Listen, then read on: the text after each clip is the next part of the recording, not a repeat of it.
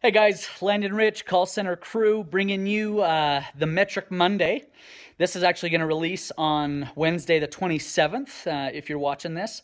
So, I took some time off with the family. Hopefully, you guys had a good holiday weekend.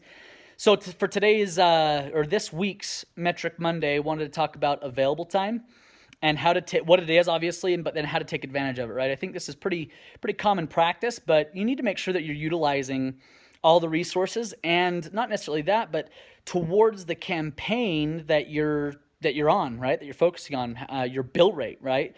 So let's take a step back and we'll go through those. First, available time. The time or the percentage that an agent is in the queue, active, but waiting for a phone call, right? That is available time. So depending on your SLAs, service level agreements, will determine, and your bill rate, right? How you get paid. Maybe your BPO, and how your bill rate of how you get paid by the clients or what you charge the clients.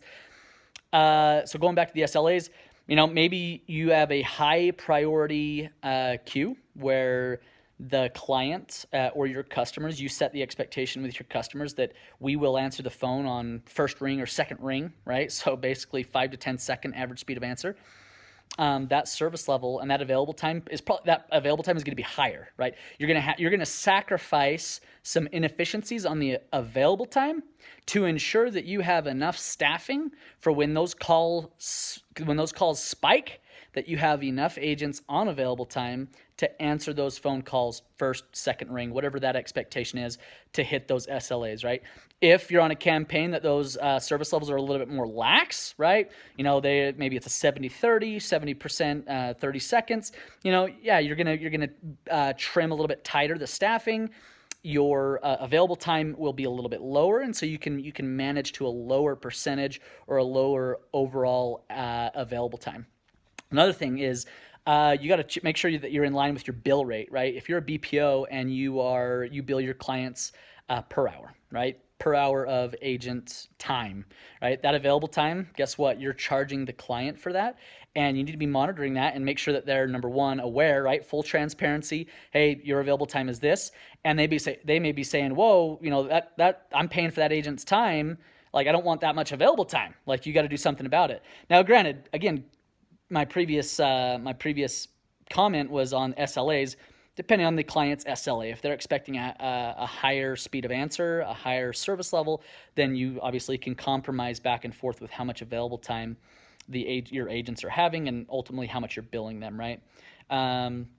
Because it is obviously billable, which we're going to dive into more. Billable time by agent hour. It can get pretty pricey, right? And if you're not looking at your efficiencies, you can be billing a client for a lot of non-working time, which obviously isn't good client satisfaction, not good support anyways, right? Now, if you're on the per minute model of agent talk time, that's where you as a company need to be careful and make sure you're watching your efficiencies, and especially that available time.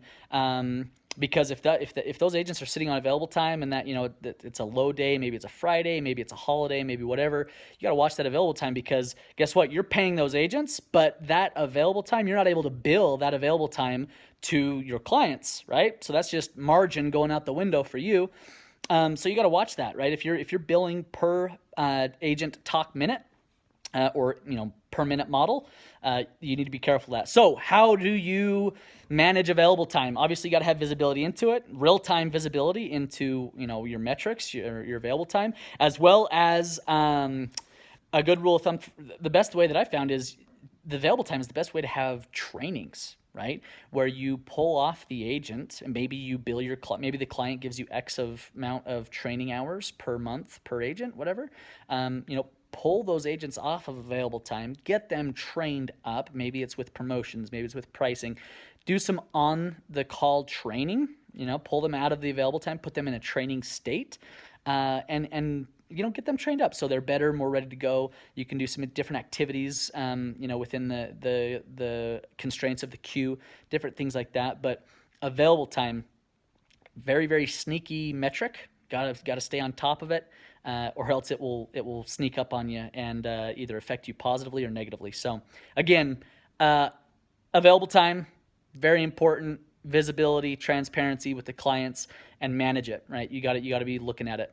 Thanks, guys. Have a good one.